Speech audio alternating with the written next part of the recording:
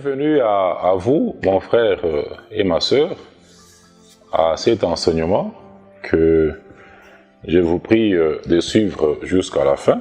Je vous souhaite vraiment la bienvenue à l'enseignement du jour, dans lequel je vais parler, contrairement à ce que j'avais dit au dernier enseignement que j'ai donné. Je vais parler sur un thème intitulé « Le concept de la chrétienté », donc le contexte de la chrétienté dans le monde.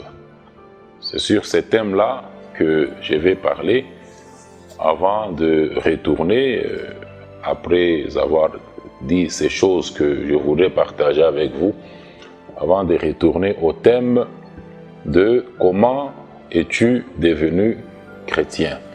Donc nous allons parler sur le contexte de la chrétienté dans le monde. Mais avant d'aborder ce thème-là, de commencer à parler sur ce thème-là, il y a des choses que j'aimerais vraiment dire, on dirait, je voudrais donner certains éclaircissements par rapport à certaines choses que j'ai eu à dire dans l'enseignement dernier. Eh bien, dans cet enseignement-là, je disais dans l'introduction qu'on ne peut pas dire qu'on a eu à accepter que Dieu me sauve, qu'on ne peut pas dire être au service de Dieu pour la vie sur cette terre. Pour la vie sur cette terre. Non, on ne peut pas dire ça. Et avoir ces visions-là, avoir ces perceptions-là, c'est être hors contexte. C'est être en dehors des volontés de Dieu. On ne peut pas dire à quelqu'un, par exemple, viens à Jésus comme les chrétiens le disent, comme une chanson religieuse, sans expliquer ce que cela veut dire aux gens. Les gens ne comprennent absolument rien de ce qu'on leur dit et de ce qu'ils disent, de ce qu'ils disent prendre engagement, ne comprennent absolument rien et ils font des pratiques religieuses. On ne peut pas dire à quelqu'un, viens à Jésus, tu auras ceci ou tu auras cela. Non, on ne peut pas dire ça. On ne peut pas dire ça à quelqu'un. Ou accepte que Dieu te sauve pour que tu aies ça.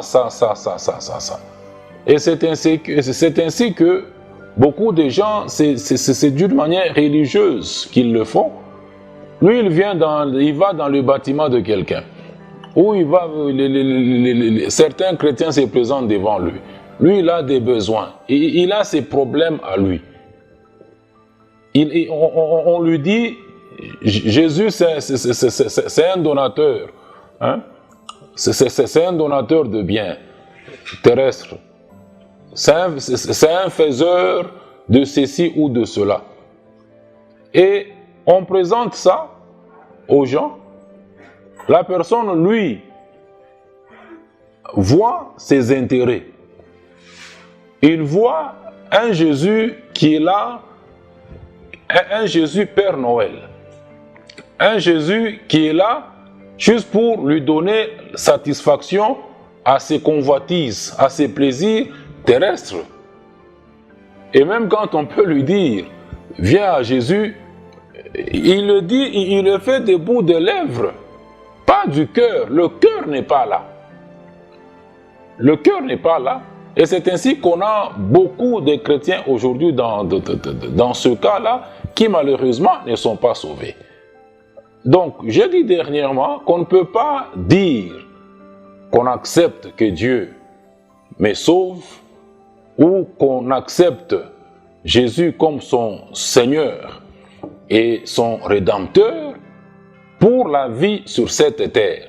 Parce que, selon le passage qu'on a vu dernièrement de 2 Pierre 3, 11, toutes ces choses, la terre et les cieux d'aujourd'hui, sont appelés à disparaître, sont appelés à être dissous par Dieu lui-même. Mais quelle est la lumière que je voudrais donner? C'est celle-ci. N'être pas sauvé, n'est pas être sauvé pour la vie sur cette terre, ne signifie pas, ne veut pas dire ne rien posséder sur la terre pendant qu'on y est encore en tant qu'enfant de Dieu. Mais le principe, avant de continuer, le principe le plus important, le plus fondamental avec Dieu, c'est la piété avec le contentement. Le contentement est très important dans la marche avec Dieu. Ne pas être sauvé pour la vie sur cette terre, n'est pas devenir enfant de Dieu pour la vie sur cette terre, ne signifie pas ne rien avoir sur cette terre, commencer à marcher nu, commencer à marcher torse nu, commencer à dormir affamé, commencer à manquer le nécessaire, tout ce qui contribue à ses besoins, ça ne veut pas dire cela. Parce que il est écrit même dans, il est écrit dans la Bible que nous n'avons rien à mener sur cette terre et par conséquent, nous n'allons rien emporter de la terre. Vous prenez 1 Timothée chapitre 6, versets 6 et 7, vous le révèle. Ça veut juste dire qu'on doit mettre l'accent sur le spirituel, sur ce qui est spirituel, sur ce qui est éternel, sur ce qui est permanent, que sur ce qui est terrestre, que sur ce qui est temporaire. Tous les biens de la terre, d'ailleurs dans 1 Timothée 6, là-bas, à partir du verset 6 et le suivant, on vous dit que ce sont des richesses incertaines qui aujourd'hui sont là et demain ne sont pas là. Elles ont disparu. Qui aujourd'hui on peut les avoir, le matin on peut les avoir et à midi on peut les perdre. Ça veut juste dire ne pas être sauvé pour la vie sur cette terre, pour le bien de cette terre, veut simplement dire qu'on doit mettre l'accent sur ce qui est spirituel, sur ce qui est éternel, que sur ce qui est provisoire, que sur ce qui est temporaire. Et j'aimerais vous dire, mon frère et ma sœur chrétiens, c'est que la vie chrétienne n'est pas une vie d'incertitude. Non, ce n'est pas une vie d'incertitude. Puisqu'on a eu même à parler dernièrement du passage de Luc, chapitre 5, versets 12 et 13, où le lépreux qui court vers le Seigneur, Jésus, qui tombe à ses pieds et dit au Seigneur en disant que si tu veux, tu peux me purifier. Et le verset suivant, le Seigneur Jésus lui répond en disant « Je le veux ». Et dès qu'il lui a répondu de la sorte, la lèpre avait quitté le lépreux et il était guéri. Ça, c'est uniquement en ce qui concerne les maladies.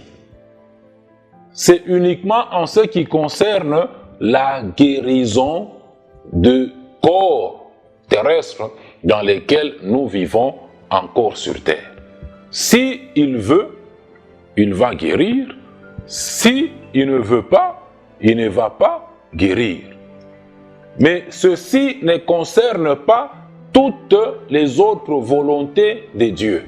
Puisque je venais de vous dire que la vie chrétienne n'est pas une vie d'incertitude.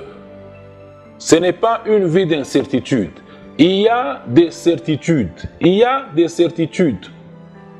Il y a des choses qui sont non négociables, clairement définies dans les volontés de Dieu que nous trouvons dans les Écritures. Il y a des volontés. Il y a des volontés de Dieu qui sont clairement connues, qui sont clairement définies dans la parole de Dieu qu'il y a dans la Bible.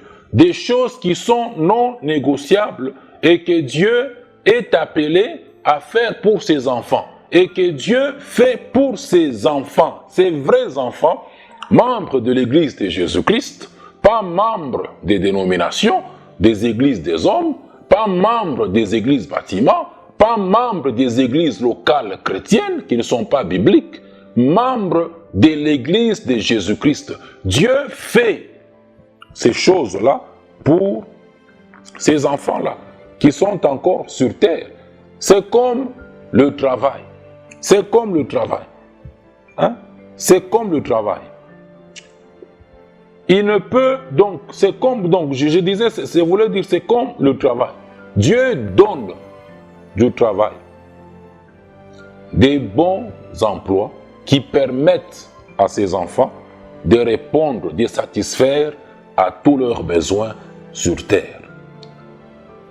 Ça, c'est dans les volontés connues de Dieu. Là, il n'y a pas de si Dieu veut.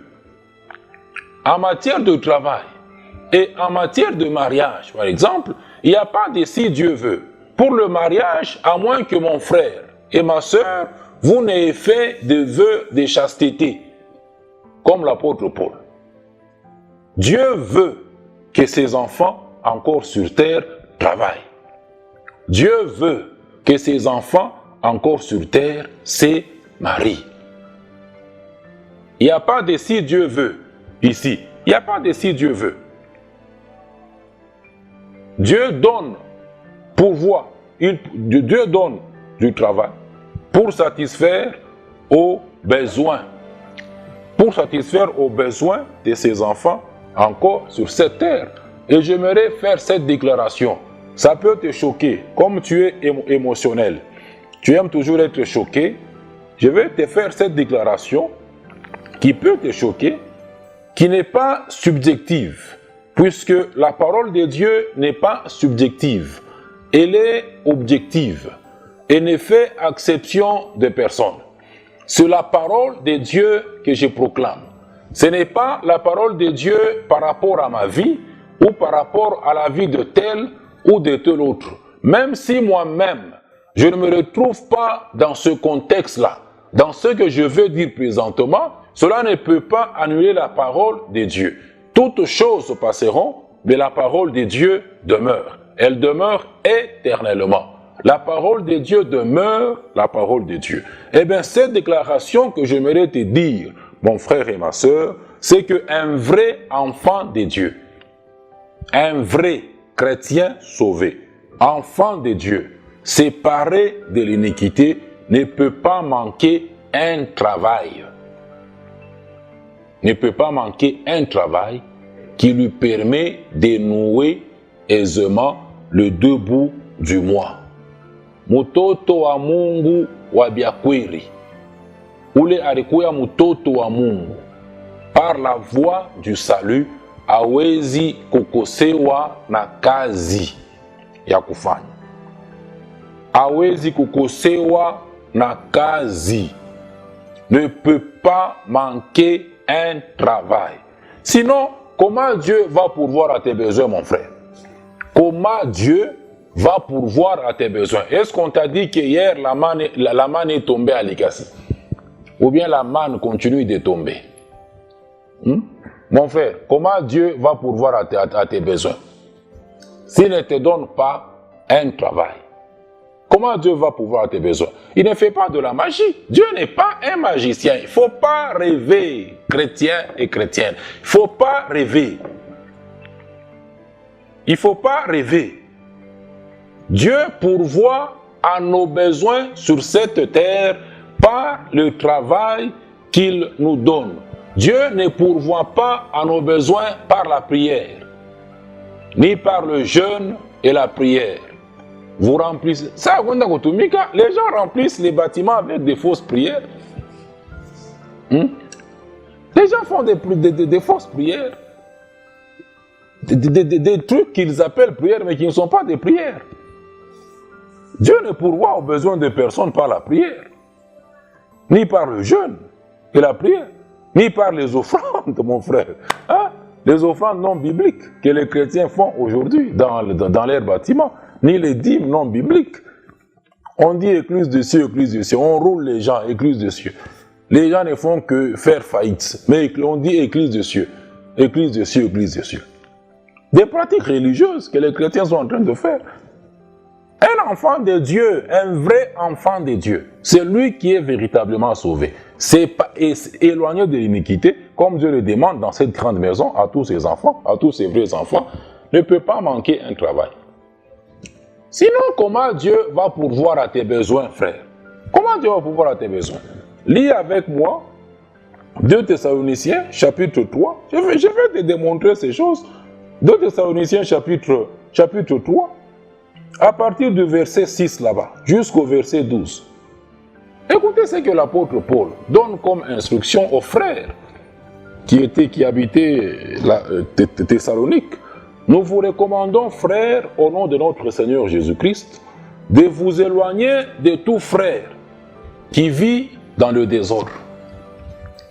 Paul donne une recommandation aux enfants de Dieu de Thessalonique de s'éloigner de tout enfant de Dieu qui vivait dans le désordre. Poursuivez, vous allez comprendre c'est quoi la vie de désordre que les enfants de Dieu, certains enfants de Dieu de Thessalonique étaient en train de mener, et non selon les instructions que vous avez reçues de nous. Verset 7. Vous savez vous-même comment il faut nous imiter. Comment il fallait imiter Paul et les frères qui l'accompagnaient, car nous n'avons vécu parmi vous, car nous n'avons pas vécu parmi vous dans le désordre. 8. Nous n'avons mangé gratuitement le pain de personne. On a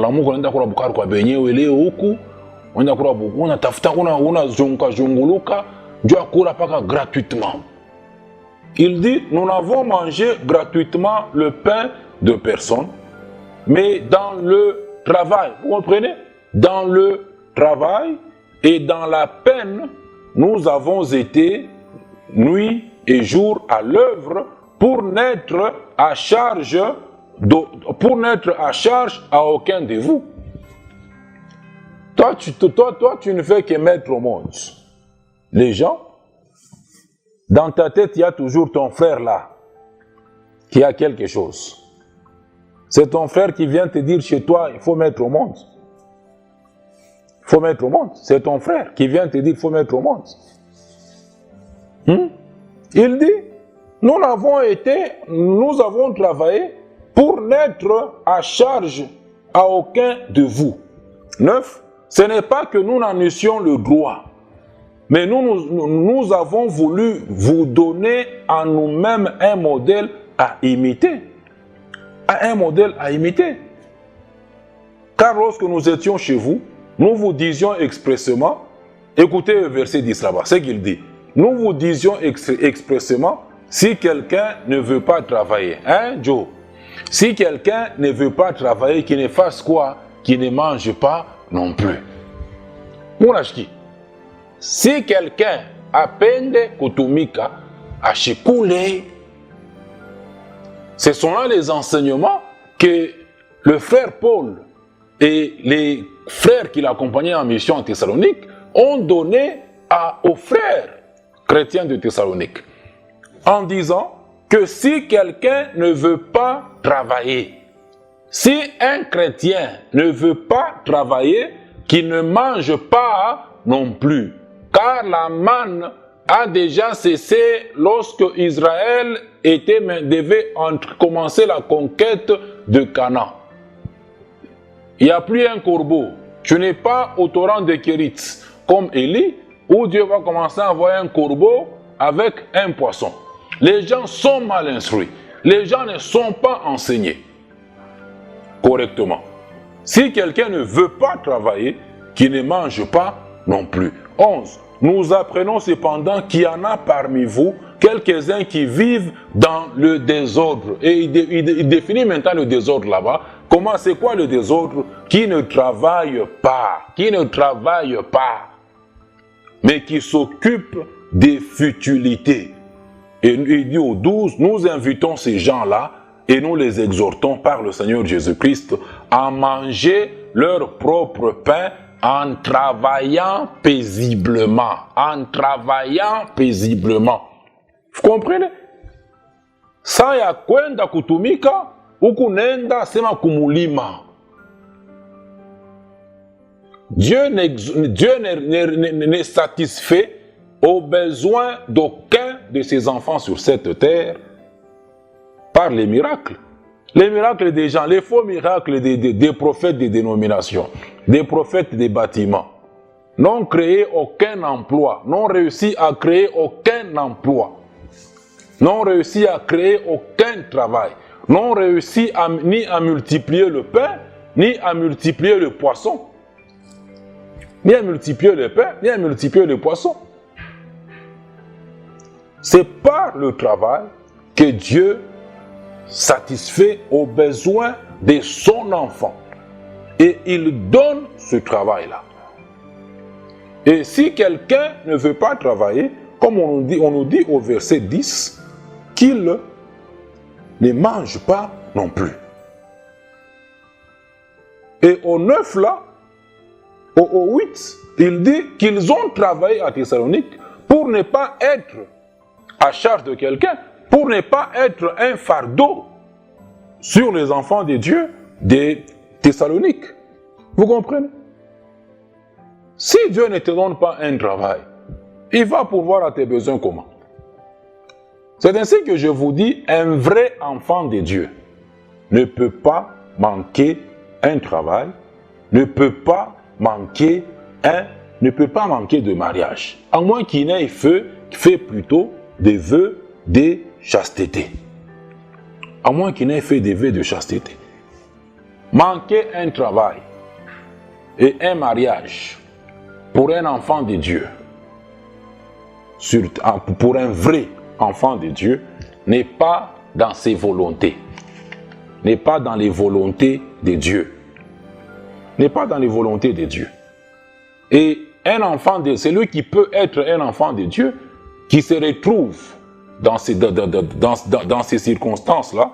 Ceci ne peut être qu'un signe que cet enfant de Dieu là-bas est en dehors des volontés de Dieu. Il est en dehors des volontés de Dieu et il a été mal enseigné. Mal enseigné, il a été faussement enseigné, faussement instruit. Vous comprenez? Il y a des volontés de Dieu clairement définies, connues.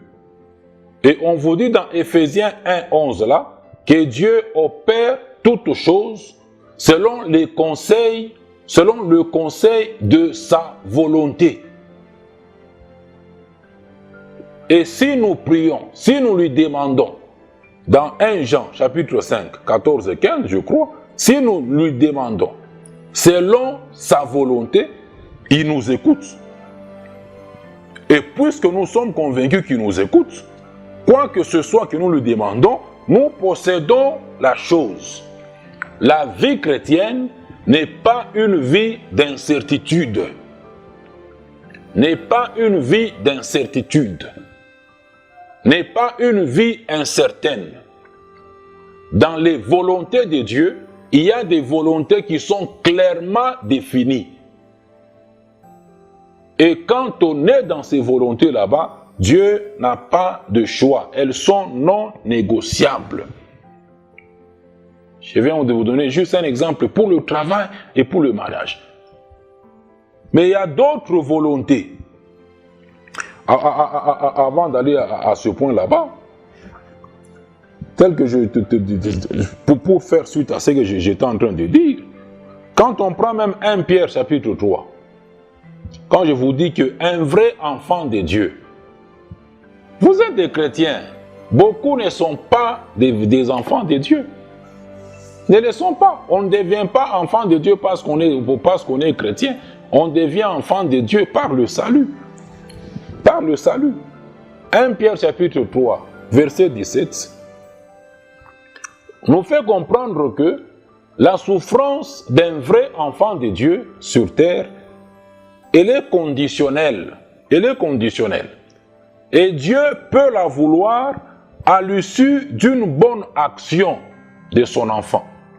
À l'issue d'une bonne action. Car il est écrit, il vaut mieux souffrir si telle est la volonté de Dieu, en faisant le bien, en faisant. Il y a une action que l'enfant de Dieu peut faire. Il y a une bonne action qu'un enfant de Dieu peut faire.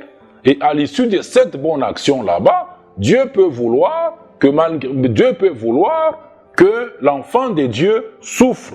C'est comme la persécution. Et la souffrance n'est pas une vertu des enfants de Dieu. N'est pas une vertu des enfants de Dieu. Dieu ne peut vouloir qu'à l'issue d'une bonne action. C'est qu'il faut d'abord faire une bonne action pour que Dieu veuille ou pas que son enfant souffre.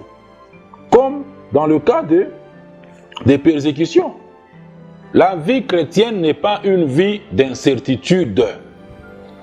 Ce n'est pas une vie d'incertitude.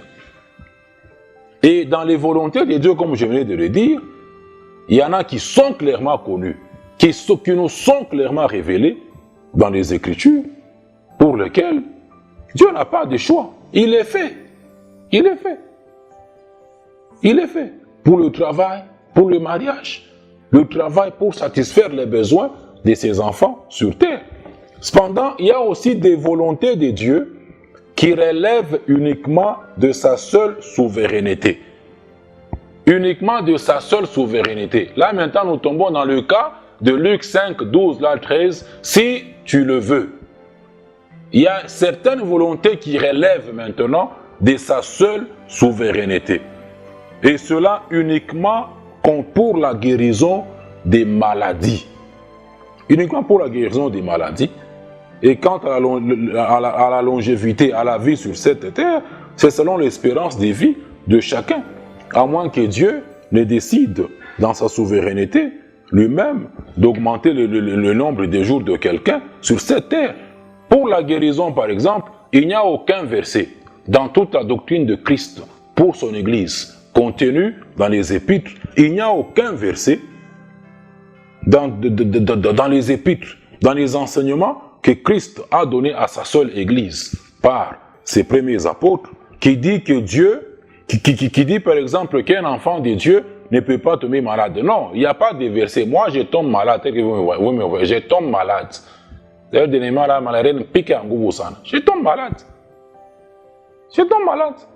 Il n'y a pas de verset qui disent qu'un enfant de Dieu ne peut pas tomber malade ou que Dieu veut ou il guérit toutes les maladies de ses enfants sur cette terre. Je vous l'ai dit dernièrement, si Dieu guérissait toutes nos maladies, si il guérissait toujours nos maladies, nos corps ne mourraient pas. On vivrait éternellement dans ce corps périssable sur terre, ce qui est impossible. Ce qui est impossible. Et dans 3 Jean, chapitre 1, verset 2 là-bas, l'apôtre Jean souhaite à Gaius. C'est un souhait. C'est un souhait. Je souhaite que tu prospères et que tu sois en bonne santé. C'est un souhait qu'il émet en faveur de Gaius, de l'ancien Gaius. Ce n'est pas un logos, ce n'est pas une parole générale, c'est juste un souhait qu'il émet. S'il veut, il guérira, sinon, il ne fera rien. Il ne fera rien. Ça, là, ça relève uniquement de sa seule souveraineté. Mais il y a des volontés de Dieu qui sont clairement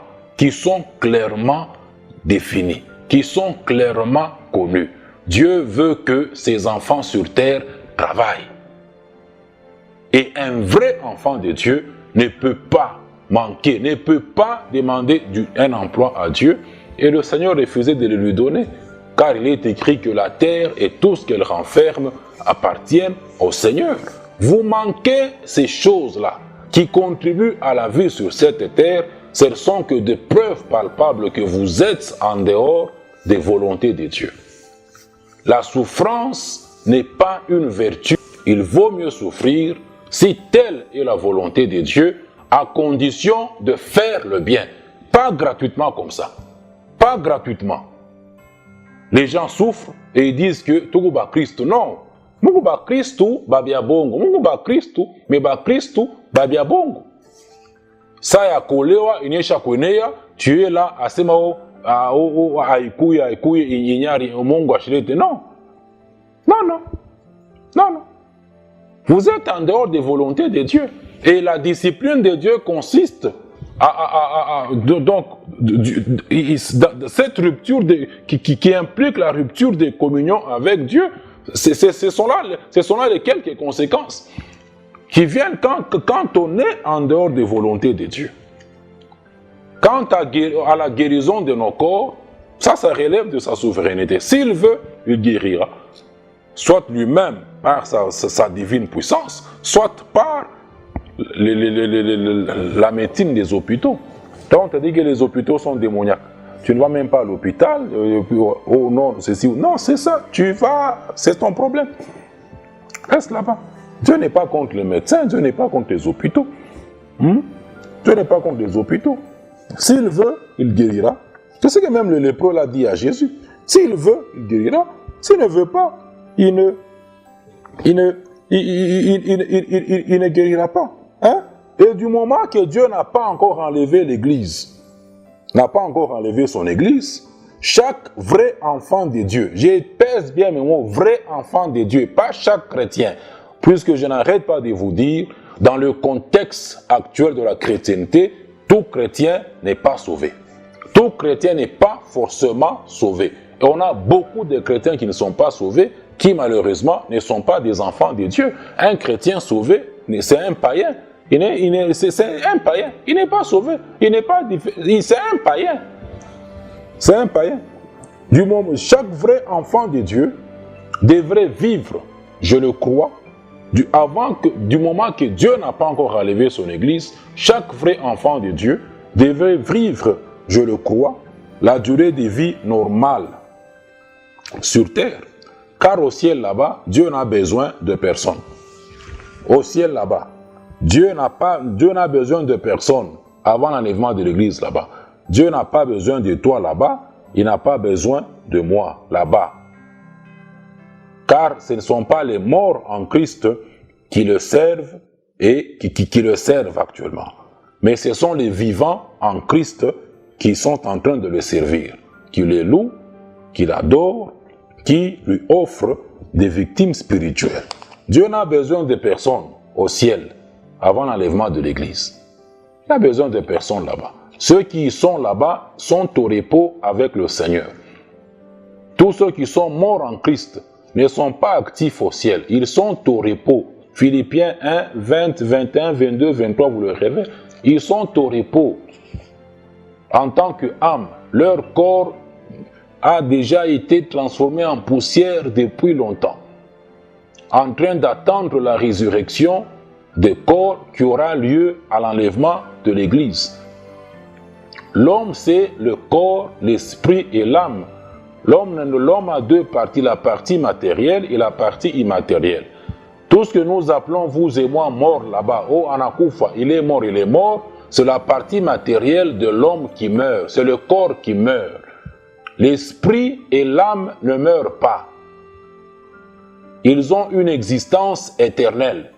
L'esprit et l'âme, que ce soit du pécheur, celui qui meurt en Satan, dans les péchés, ou celui qui meurt en Christ, l'esprit et l'âme, qui sont la partie immatérielle, invisible de l'homme, ne meurent pas, ont une existence éternelle.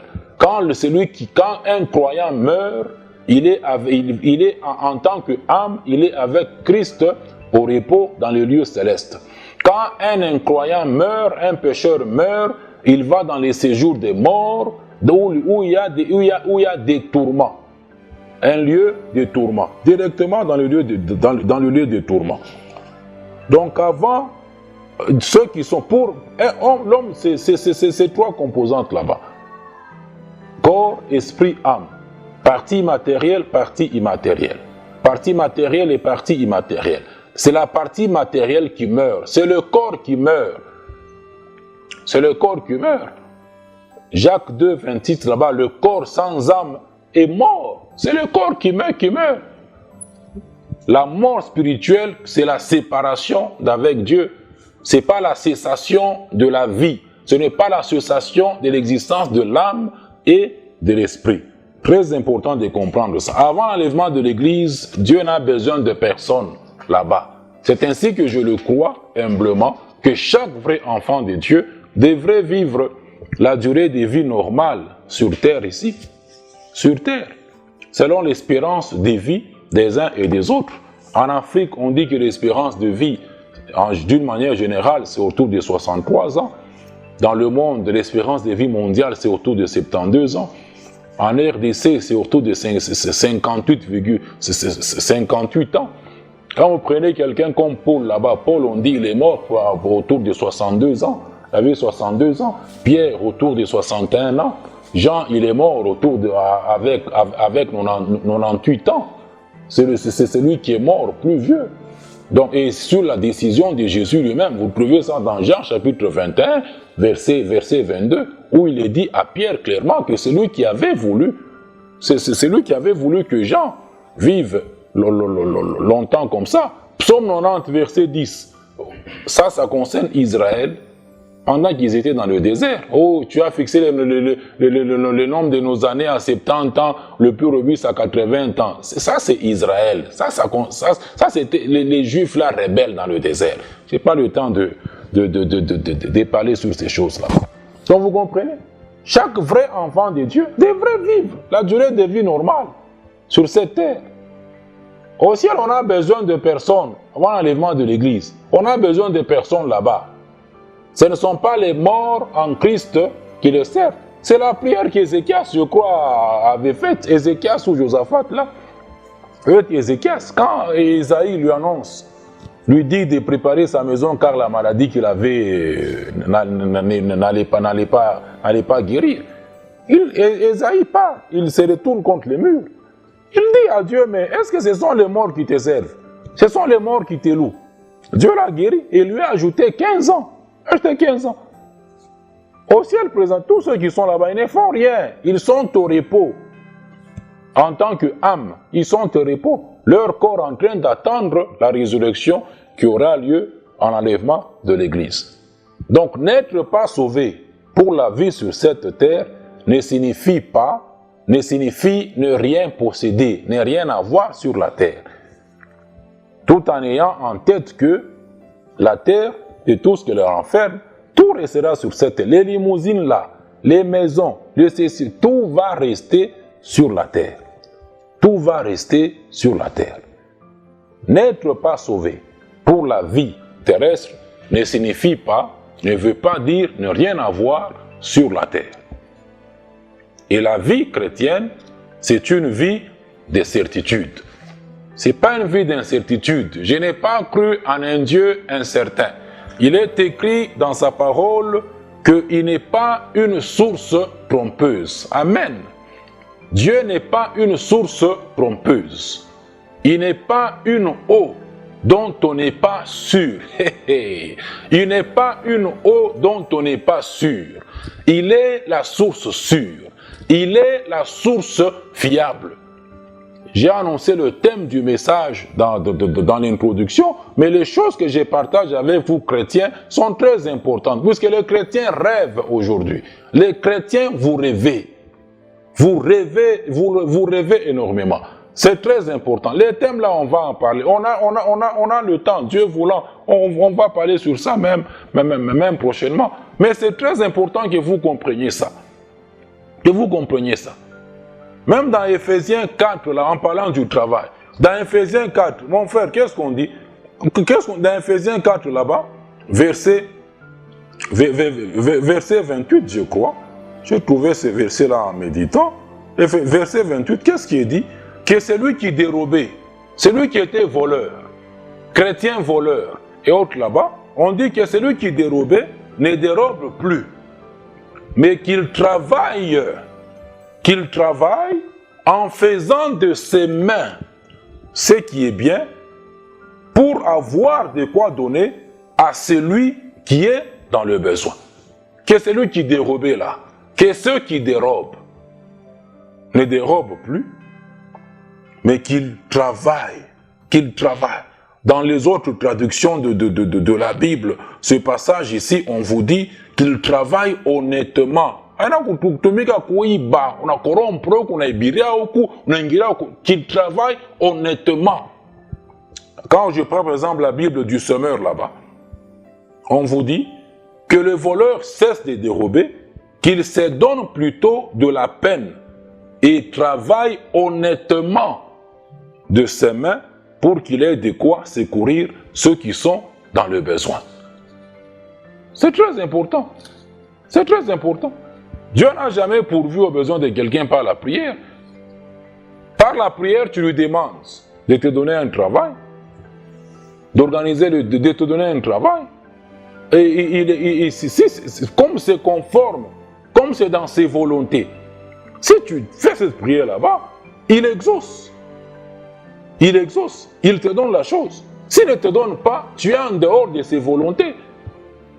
Tu es en dehors de ses volontés. Être dans une dénomination, être dans une église dénominationnelle, une église bâtiment, c'est être en dehors des volontés de Dieu.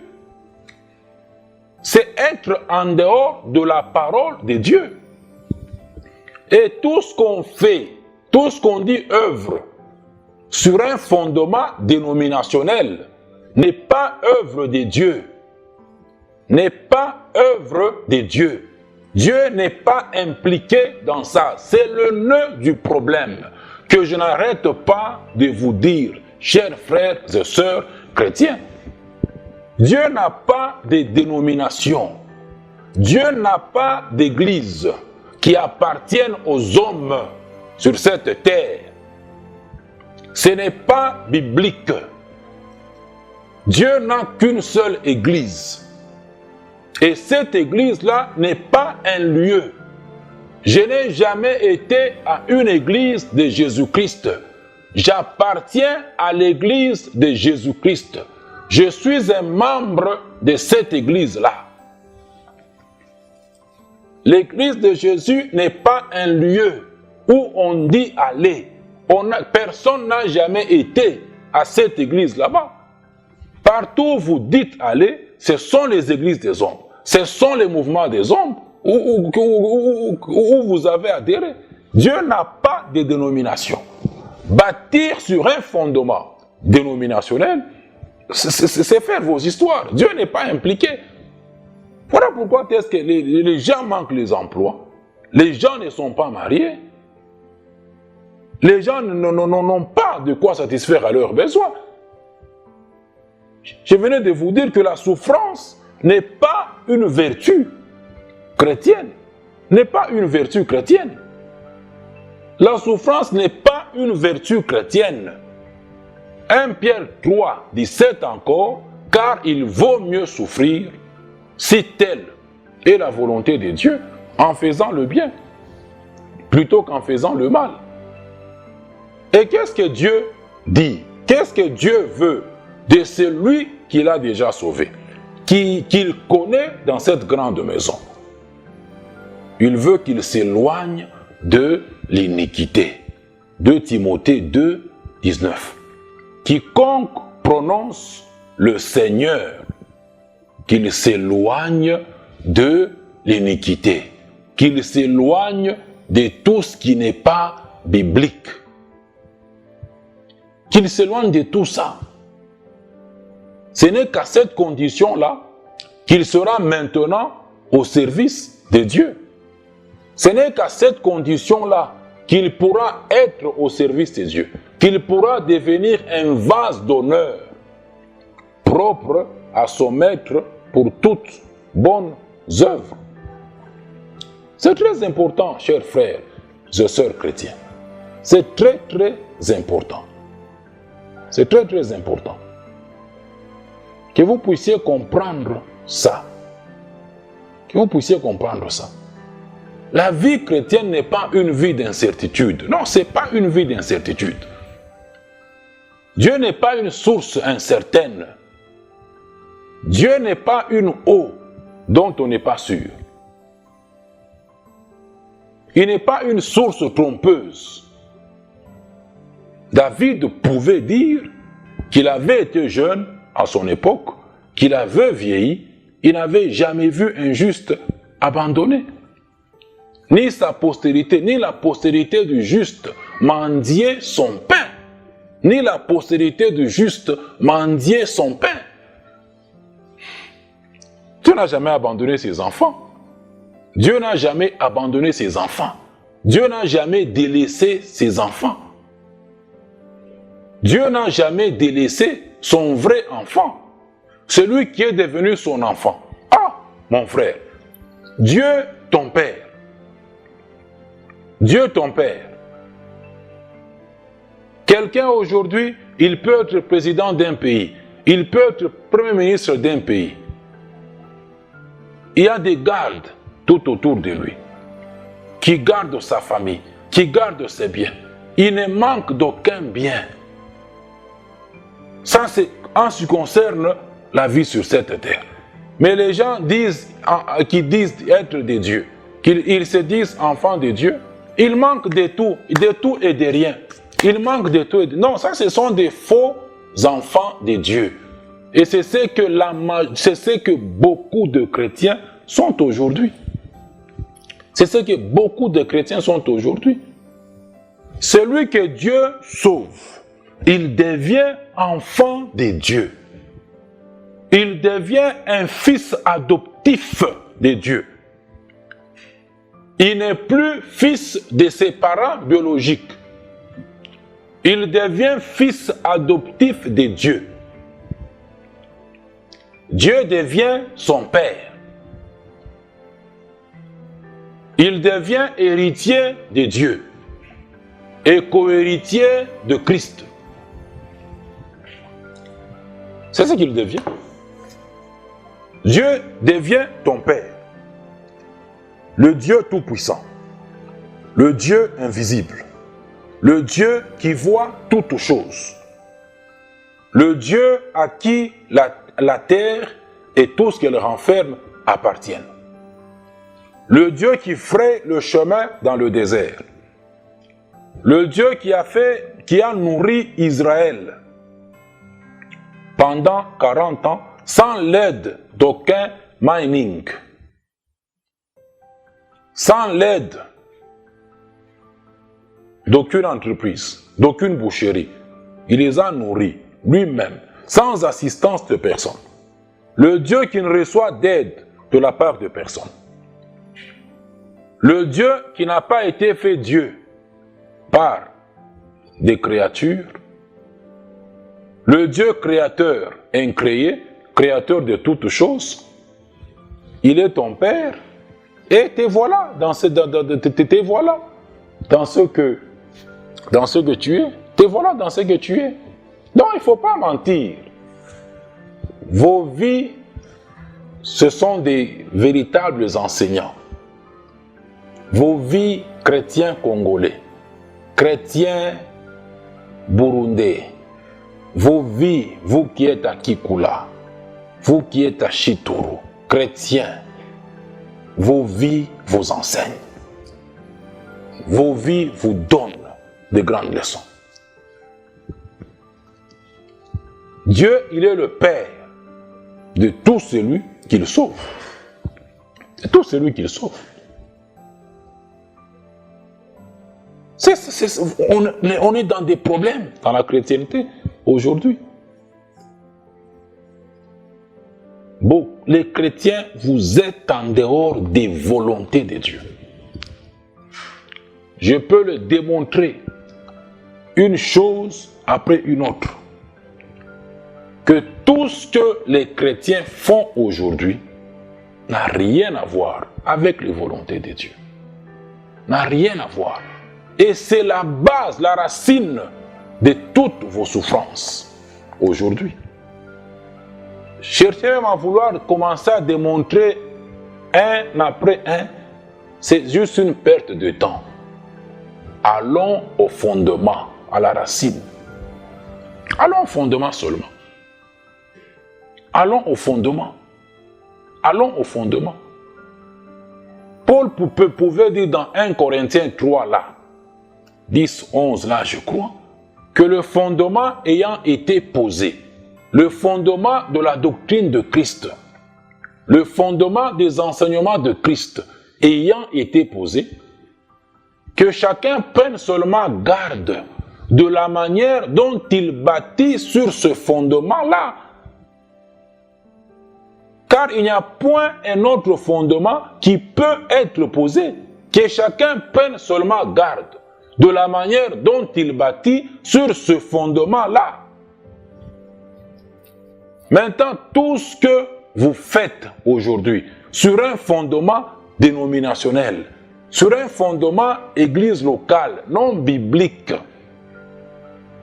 pour lequel il n'y a aucune écriture qui vous enseigne sur toutes ces choses-là, ça, ce sont vos propres fondements. Les chrétiens ont créé leur propre voie qu'ils pensent qu'ils peuvent devenir les voies de Dieu. Non, ne deviendront jamais les voies de Dieu. Vos voies ne deviendront jamais vos voies de Dieu. Que vous soyez 1 milliard, 2 milliards et demi, comme présentement sur terre, les voies dénominationnelles ne deviendront jamais les voies de Dieu. Tout ce qu'on fait sur un fondement dénominationnel, tout ce qu'on fait sur un fondement de l'église de quelqu'un, ça n'a rien à voir avec Dieu. Et la ruse du diable qui vous séduit chrétien, qui vous garde captif, par laquelle il vous a servi, c'est tous ces cinémas que Satan opère dans vos rassemblements. C'est tous ces cinémas. Vous ne vous laissez pas convaincre par la parole de Dieu. Vous vous laissez séduire par les spectacles, les signes de Satan au milieu de vous. Ça, c'est la plus grande ruse. C'est la plus grande arme que Satan utilise. Satan fait les miracles. Satan donne les enfants. Satan guérit les maladies. Satan est puissant. Satan fait des signes. Satan donne l'argent aux gens. Satan donne les richesses de cette terre. Il le dit clairement à Jésus dans Luc 4, dont il demandait l'adoration, en lui promettant de lui donner toutes les richesses de la terre, car elles lui ont été données. Toutes les richesses de la terre ont été données à Satan par l'homme, par sa désobéissance en Éden. Tout lui a été donné. Et Jésus vous dit que le prince de ce monde-là, Satan, il est le prince de ce monde. Dans 2 Corinthiens 4 là-bas, on vous dit le Dieu de ce siècle. Le Dieu de ce monde, de ce siècle. Et Jésus vous dit, le monde entier est sous l'emprise du malin, est sous la domination du malin. Éphésiens 1:11, Dieu opère uniquement selon le conseil de sa volonté. Sa volonté lui sert de guide, de conseil. Il ne fait que selon sa volonté, que ce qui est dans sa volonté, pas selon la volonté de chrétien, selon le conseil de sa volonté. Si on n'est pas dans sa volonté, Dieu ne fait rien, il n'opère pas. Et là où Dieu n'opère pas, c'est Satan qui opère. Satan, il fait tous ces cinémas là-bas et ça vous séduit. Ça vous séduit. La parole de Dieu ne vous convainc pas. Ne convainc pas les chrétiens. Ne pénètre plus les chrétiens. Ce sont les spectacles de Satan qui séduisent les gens. Et ce sont ces spectacles-là qui vous séduisent. Qui vous maintiennent dans l'égarement. Qui vous maintiennent dans l'égarement. Qui vous maintiennent dans l'égarement. Mon frère, Satan fait des choses. Dans Luc 4, là-bas, dans la tentation du désert là, du Seigneur, Satan transporte Jésus sur le temple de Jérusalem. Satan transporte Jésus. Satan fait des choses. Il est puissant. Satan fait des choses. Il fait des choses. Il donne des prophéties. Il donne des prophéties. Il fait des choses. Devant vous regardez la parole de Dieu à gauche, les signes de Satan à droite. Vous refusez la parole de Dieu, vous allez au signe. Rendez-vous au tribunal du grand trône blanc avec le Seigneur lui-même. Donc c'est très important. Le thème là-bas, on va parler sur ça prochainement. Le contexte de la chrétienté dans le monde.